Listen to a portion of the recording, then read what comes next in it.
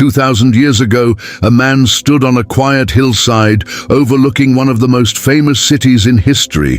From that place, he made a prediction that would echo across centuries.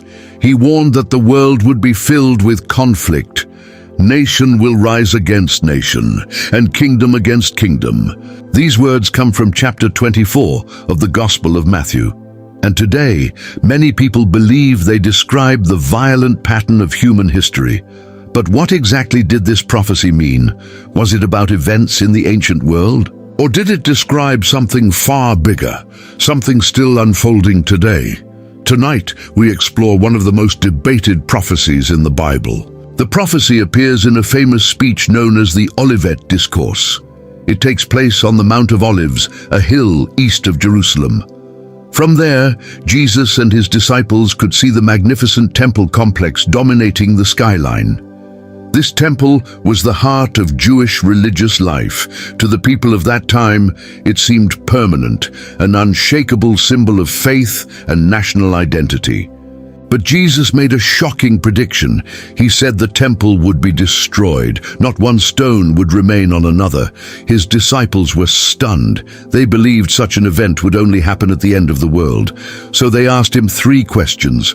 When will these things happen? What will be the sign of your coming? And what will be the sign of the end of the age? The answer Jesus gave forms one of the most mysterious passages in the entire Bible. In his response, Jesus warned about deception, turmoil, and conflict. He said people would hear of wars and rumors of wars, but he also gave a surprising instruction. He said not to panic. These things must happen, he explained, but the end is not yet. Then he added the phrase that would be repeated and debated for centuries. Nation will rise against nation, and kingdom against kingdom. To understand this prophecy, we must look at the original language. The word translated as nation comes from the Greek word ethnos. It can mean nation, tribe, or ethnic group. In other words, the prophecy describes widespread conflict between peoples and political powers. It suggests a world where violence between nations becomes a recurring reality. But was this prediction unique? Or was Jesus simply describing something that had always existed? When Jesus spoke these words, the world was dominated by one massive superpower, the Roman Empire. Rome controlled vast territories across Europe, North Africa, and the Middle East.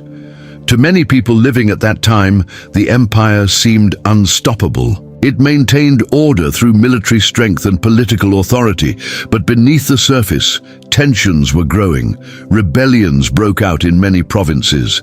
Ethnic groups resisted Roman rule, and political struggles erupted within the empire itself.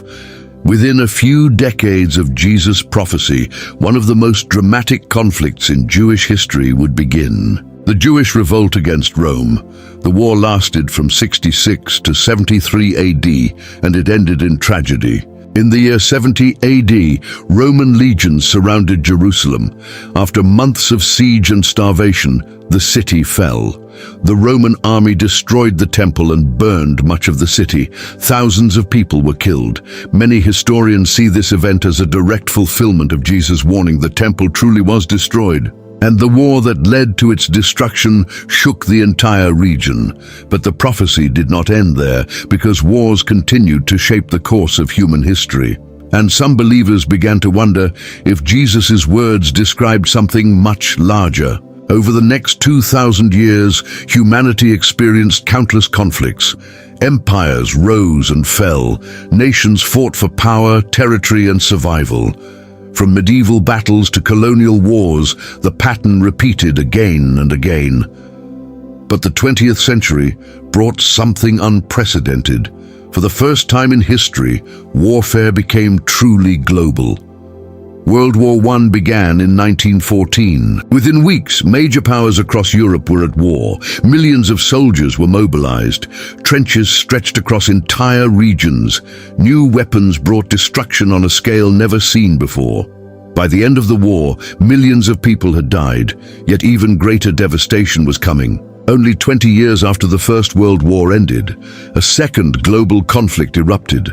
World War II became the deadliest war in human history. More than 70 nations were involved.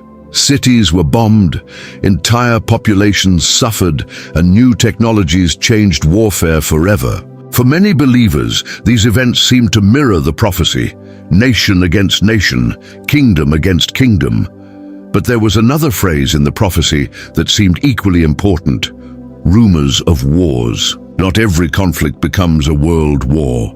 Sometimes the threat of war shapes the world just as much as actual battles. During the Cold War, the United States and the Soviet Union stood on opposite sides of a dangerous divide. Both nations possessed nuclear weapons capable of destroying civilization. For decades, people lived under the constant fear of global nuclear war. Missile crises and military standoffs created a climate of uncertainty. In many ways, this era reflected the idea of rumors of wars. The world remained on edge, even when large-scale conflict was avoided. So what did Jesus really mean when he spoke about nations rising against nations? Scholars offer several interpretations. Some believe the prophecy referred mainly to the events surrounding the fall of Jerusalem. Others believe it describes the general pattern of human history. And some believe it points to events that will intensify before the end of the age. Despite these different interpretations, one message remains clear. Jesus told his followers not to live in fear. Wars, he said, are not the final chapter. They are part of a larger story. In the same speech, Jesus used an interesting phrase. He called these events the beginning of birth pains. Birth pains signal that something new is coming. They begin slowly, then increase in intensity. Many believers see this as a metaphor for history itself. Periods of turmoil may lead toward a future transformation. According to Christian belief, that transformation involves the ultimate renewal of the world. 2,000 years have passed since these words were spoken, yet the prophecy continues to spark discussion and debate. Some see it as evidence of divine foresight.